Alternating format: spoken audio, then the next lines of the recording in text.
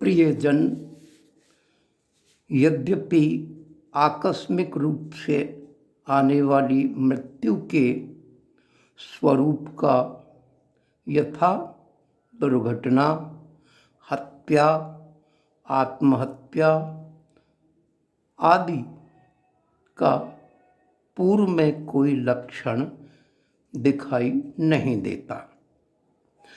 केवल ग्रह गोचर से उसके आने का अनुमान अवश्य हो जाता है, लेकिन सामान्य रूप से आने वाली मृत्यु के लक्षणों को अवश्य जाना जा सकता है।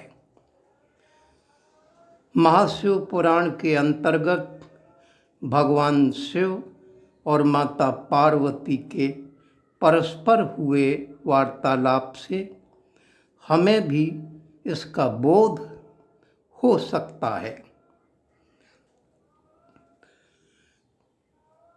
काल को नष्ट करने का तो नहीं, परंतु काल को विजित कर पाने का भी बोध हो सकता है। इस सब का बोध करने कराने हेतु मैं आज आपको भगवान शिव और माता पार्वती का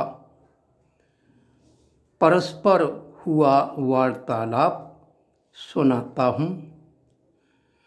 माता पार्वती भगवान शिव से बोली,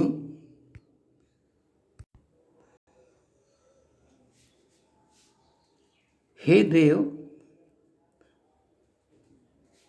निकट आने वाली मृत्यु के कौन कौन से लक्षण होते हैं? आयु का क्या प्रमाण है? हे नाथ, यदि मैं आपकी प्रिया हूँ तो मुझे ये सब बातें बताइए। भगवान शिव ने कहा कि प्रिय, यदि अकस्मात शरीर सब ओर से सफ़ेद या पीला पड़ जाए और ऊपर से कुछ लाल दिखाई देने लगे तो ये समझ लेना चाहिए कि उस मनुष्य की मृत्यु 6 माह के भीतर हो जाएगी। शिवे, जब मुख, कान, नेत्र और जिह्वा का स्तंभन हो जाए, ये ठहर से जाएं, तब भी 6 माह के भीतर ही मृत्यु जाननी चाहिए। भद्रे, जो रूरू मृग के पीछे होने वाली रूरू मृग का पुराणों में उल्लेख आता है, इसके 8 पैर बतलाए गए हैं और इसकी नाभि से बहुत तीव्र सुगंध निस्सृत होती है। तो रूरू मृग के पीछे होने वाली शिकारियों की भयानक आवाज़ को भी जल्दी नहीं सुनता, उसकी मृत्यु भी 6 माह के भीतर ही जाननी चाहिए। जब सूर्य, चंद्रमा या अग्नि के सानिध्य से प्रकट होने वाले प्रकाश को भी मनुष्य नहीं देख पाता, उसे सब कुछ काला काला अंधकार से आच्छन्न सा, ढका हुआ सा ही दिखाई देता हो, तब भी उसका जीवन 6 माह से अधिक नहीं होता। देवी, जब मनुष्य का बायां हाथ लगातार 1 सप्ताह तक फड़कता ही रहे, तब उसका जीवन कुल 1 मास ही शेष रहा समझना चाहिए। इसमें संशय नहीं है।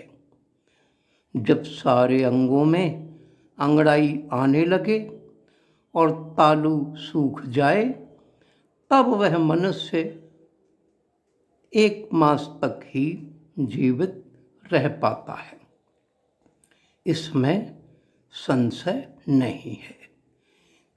त्रिदोष में कफ वात पित्त में जिसकी नाक बहने लगे उसका जीवन 15 दिन से अधिक नहीं चलता।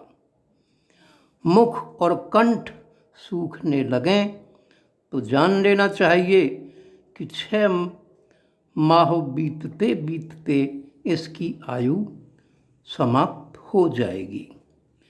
हे भामिनी, जिसकी जीभ फूल जाए और दांतों से मवाद बहने लगे उसकी भी 6 महीने के भीतर ही मृत्यु हो जाती है। इन चिन्हों से मृत्यु काल को समझना चाहिए।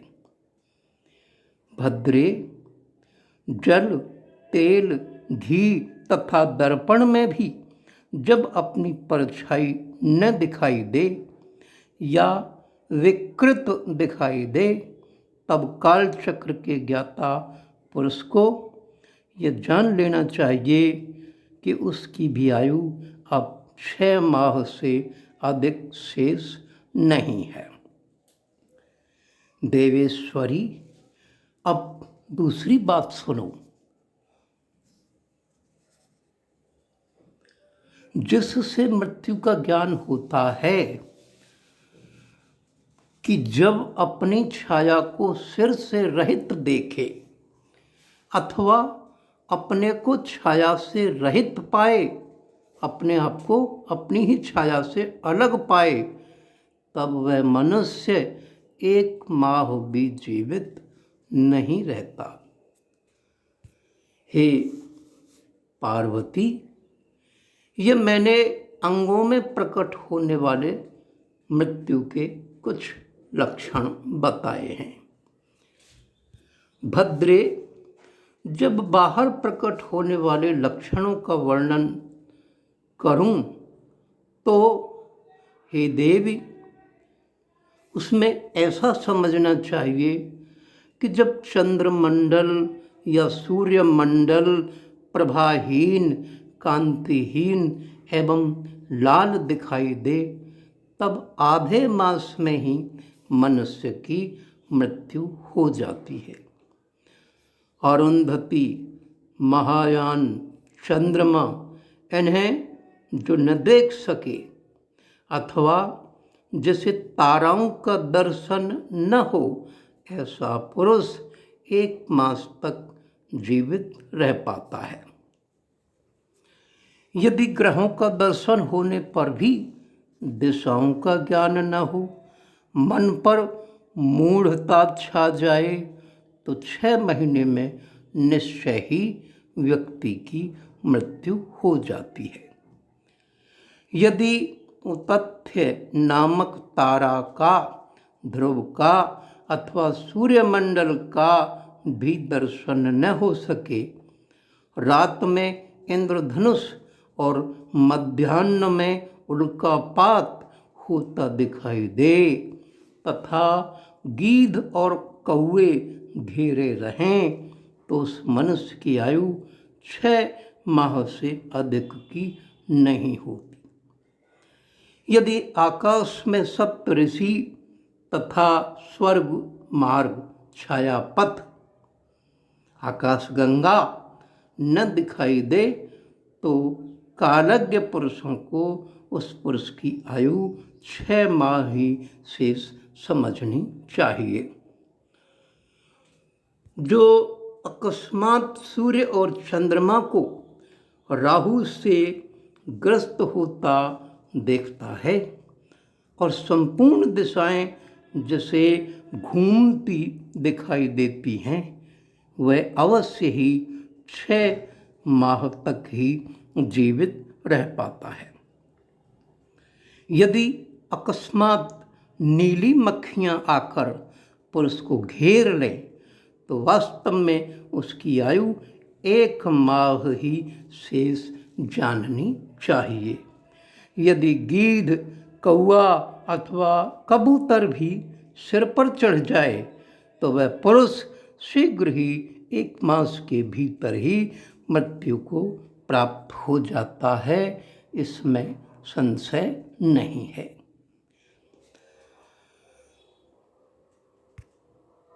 शिव अगली बात बताते हुए माँ पार्वती से बोले कि हे देवी, कि यद्यपि काल का नाश तो किसी से नहीं हो पाता, चाहे देवता हों, दैत्य हों, राक्षस हों, यक्ष हों, नाग हों, मनुष्य हों, किसी के द्वारा भी काल का नाश नहीं किया जा सकता।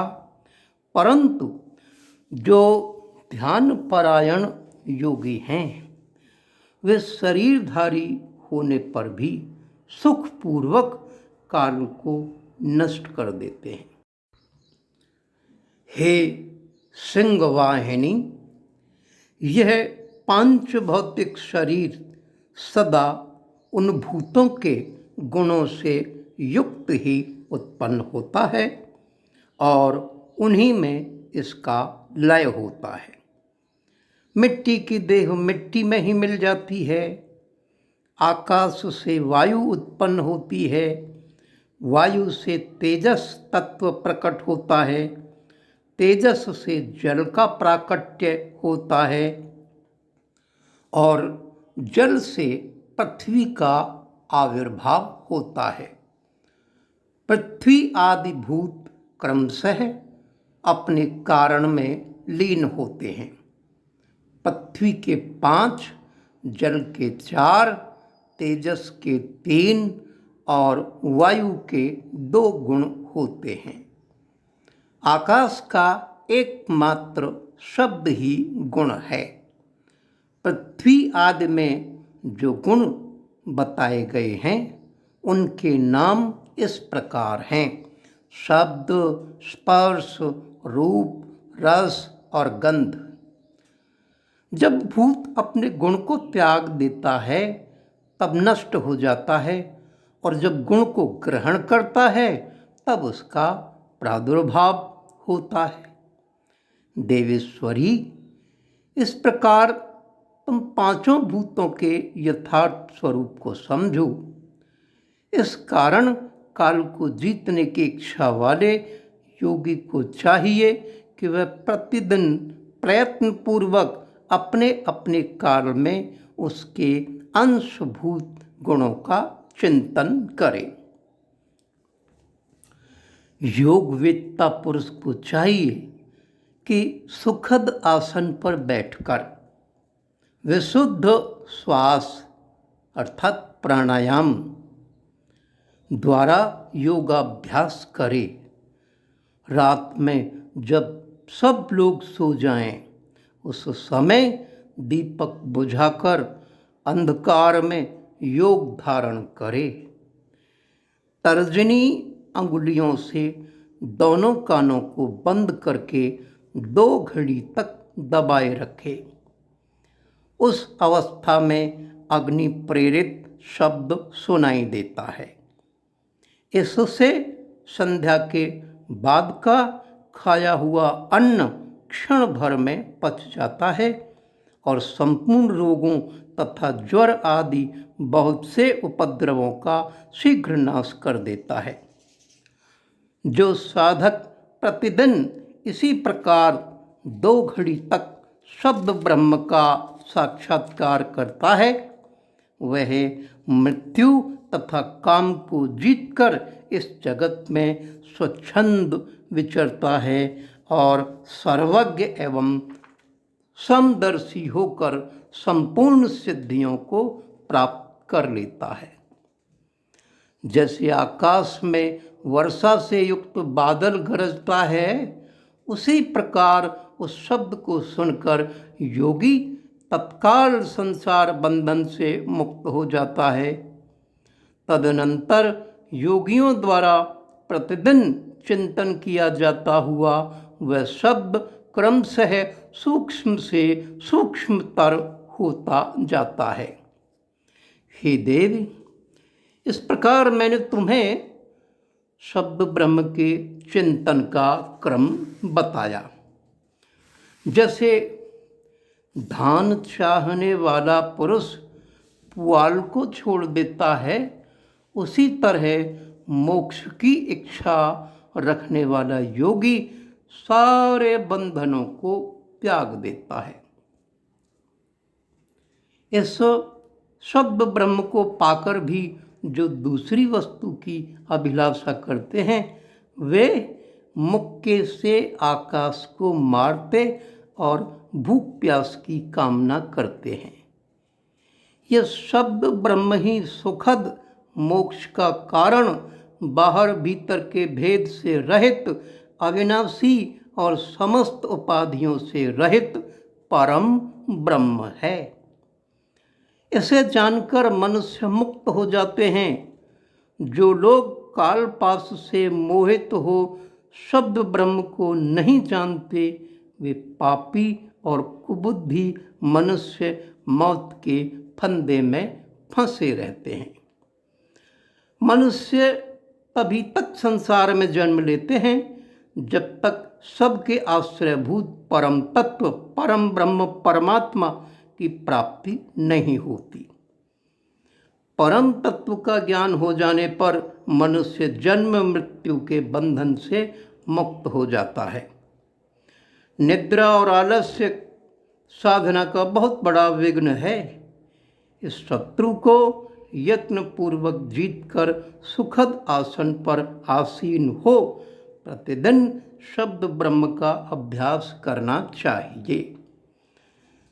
100 वर्ष की अवस्था वाला वृद्ध पुरुष आजीवन इसका अभ्यास करे तो उसका शरीर रूपी स्तंभ मृत्यु को जीतने वाला हो जाता है और उसे प्राणवायु की शक्ति को बढ़ाने वाला आरोग्य प्राप्त होता है।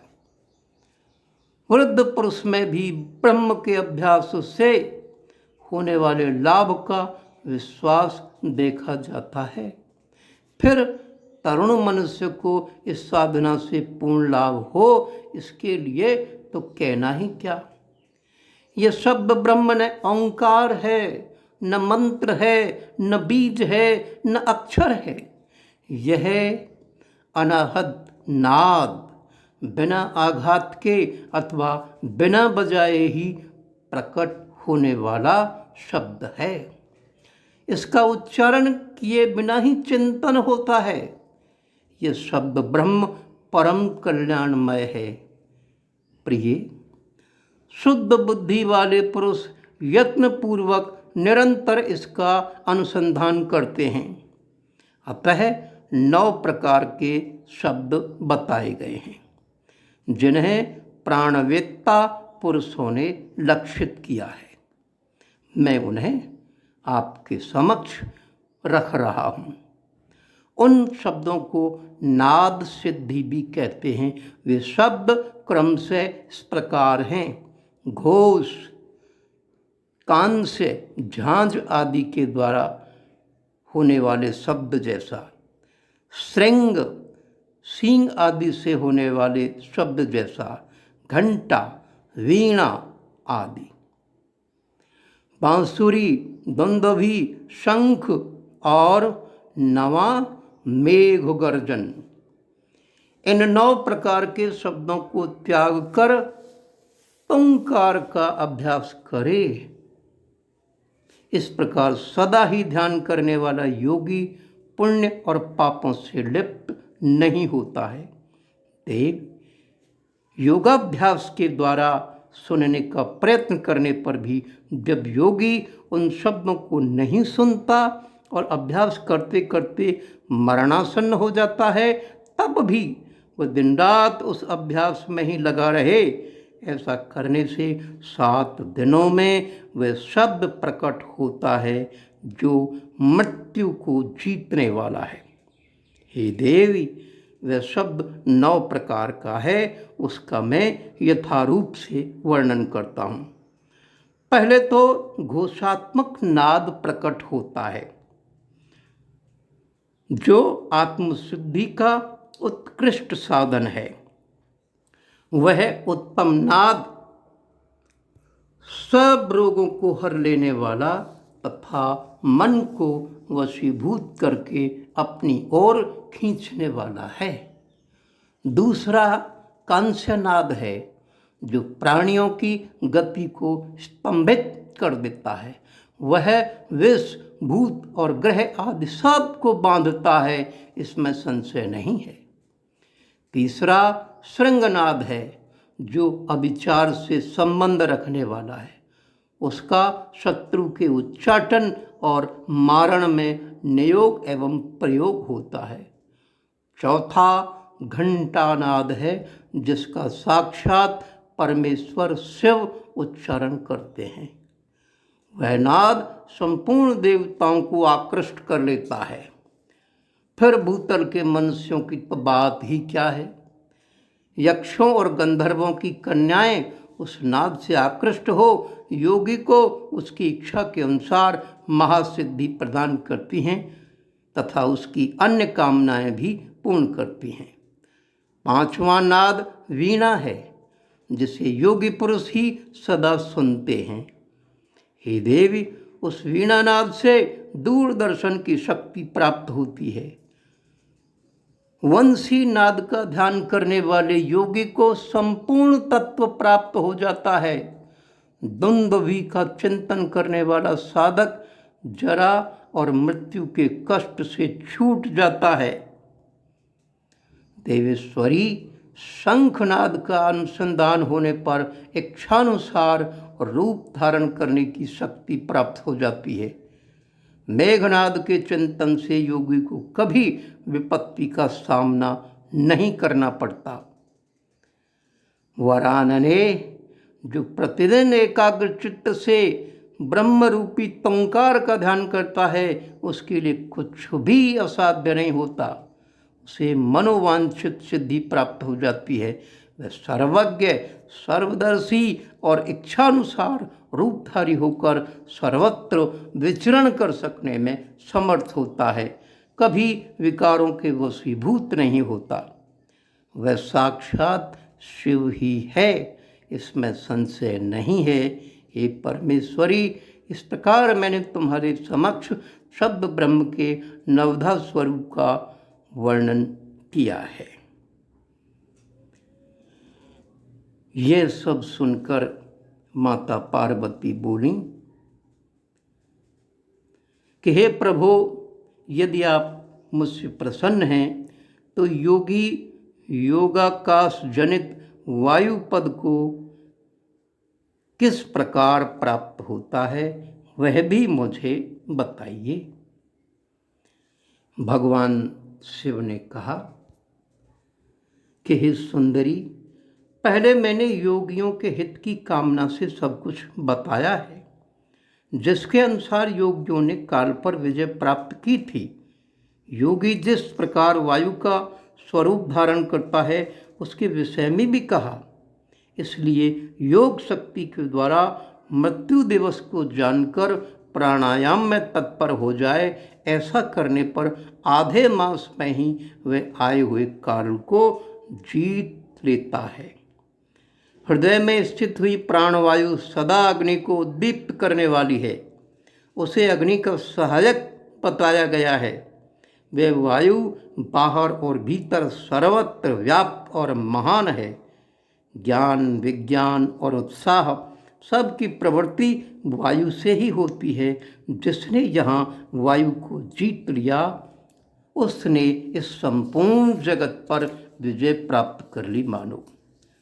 इसलिए साधक को चाहिए कि वह जरा और मृत्यु को जीतने की इच्छा से सदा धारणा में स्थित रहे, क्योंकि योग परायण योगी को भली भांति धारणा और ध्यान में तत्पर रहना चाहिए। जैसे लोहार मुख से धोंकनी को फूंक फूंक कर उस वायु के द्वारा अपने सब प्रकार के कार्य सिद्ध करता है, उसी प्रकार योगी को प्राणायाम का अभ्यास करना चाहिए।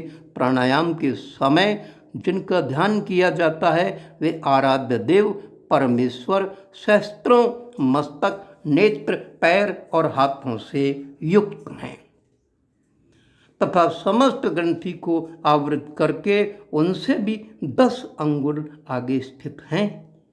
आदि में व्याहृति और अंत में सुरो मंत्र सहित गायत्री का 3 बार जप करे और प्राणवायु को रोके रहे। प्राणों के इस आयाम का नाम प्राणायाम है। चंद्रमा और सूर्य आदि ग्रह जा जाकर लौट आते हैं, परंतु प्राणायाम पूर्वक ध्यान पारायण योगी जाने पर आज तक नहीं लौटे हैं, अर्थात मुक्त हो गए हैं।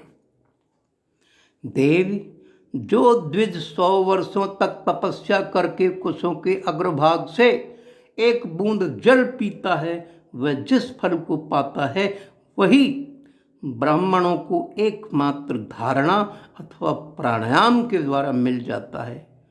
जो द्विज सबसे उठकर सबसे पहले एक प्राणायाम करता है, वह अपने संपूर्ण पाप को शीघ्र ही नष्ट कर देता है और ब्रह्मलोक को जाता है। जो आलस्य रहित हो, सदा एकांत में प्राणायाम करता है, वह जरा और मृत्यु को जीतकर वायु के समान गतिशील हो आकाश में विचरण करता है।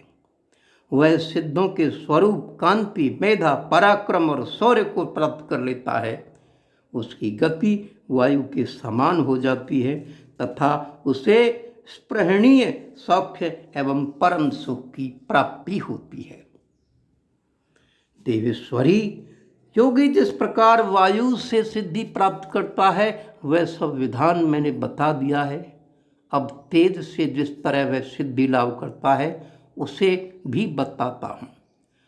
जहाँ दूसरे लोगों की बातचीत का कोलाहल न पहुँचता हो, ऐसे शांत एकांत स्थान में अपने सुखद आसन पर बैठकर चंद्रमा और सूर्य अर्थात वाम और दक्षिण नेत्र की कांति से प्रकाशित मध्यवर्ती देश भ्रू मध्य भाग में जो अग्नि का तेज अव्यक्त रूप से प्रकाशित होता है, उसे आलस्य रहित योगी दीपक रहित अंधकारपूर्ण स्थान में चिंतन करने पर निश्चय ही देख सकता है, इसमें संशय नहीं है।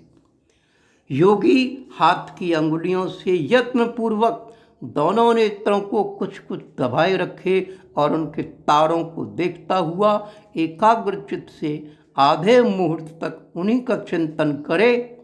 तदनंतर अंधकार में भी ध्यान करने पर वह उस ईश्वरीय ज्योति को देख सकता है।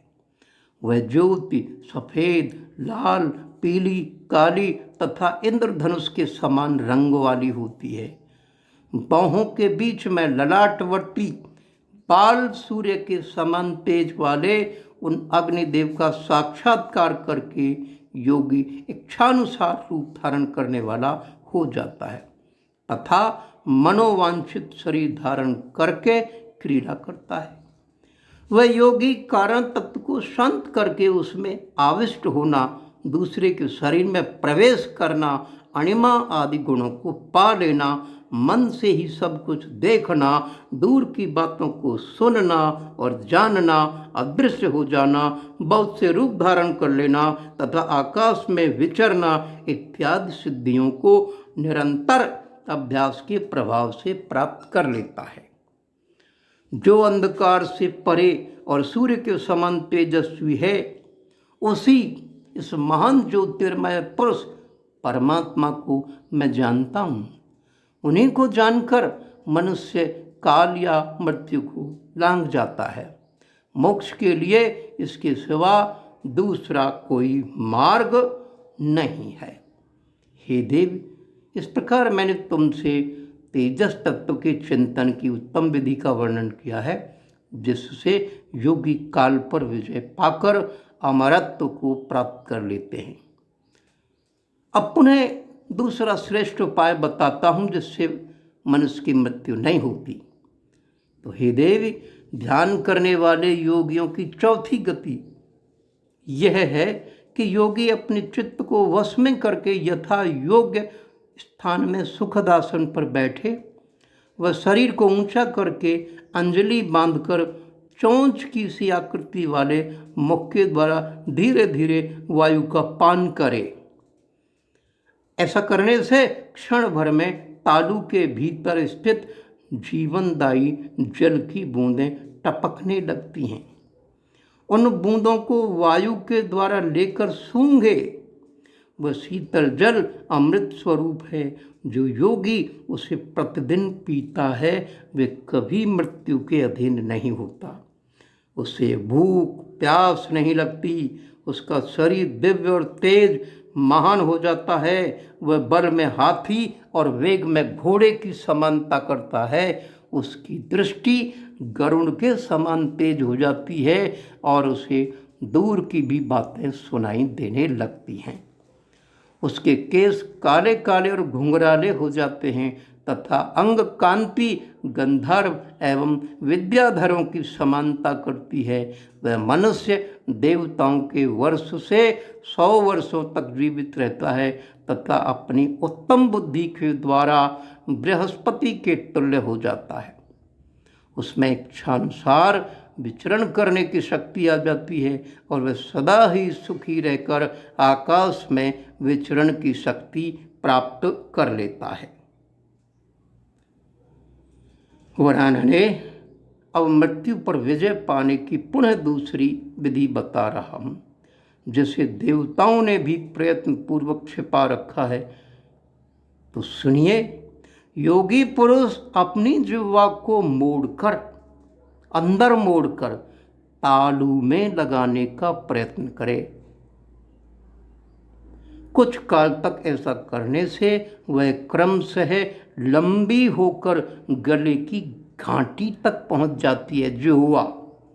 तदनंतर जब जिह्वा से गले की घाटी सटती है तब शीतल सुधा का स्राव करती है। उस सुधा को जो योगी सदा पीता है वह अमृत को प्राप्त होता है। ओम नमः शिवाय। ओम माता पार्वती नमः। प्रियजनों, आज की आपको ये जानकारी कैसी महसूस हुई? आप इसे मेरे चैनल के कमेंट बॉक्स में लिखकर अपना मंतव्य प्रकट कर सकते हैं। सुनने के लिए धन्यवाद और इससे लाभान्वित हो पाने के लिए अग्रिम बधाई। ओम नमः शिवाय।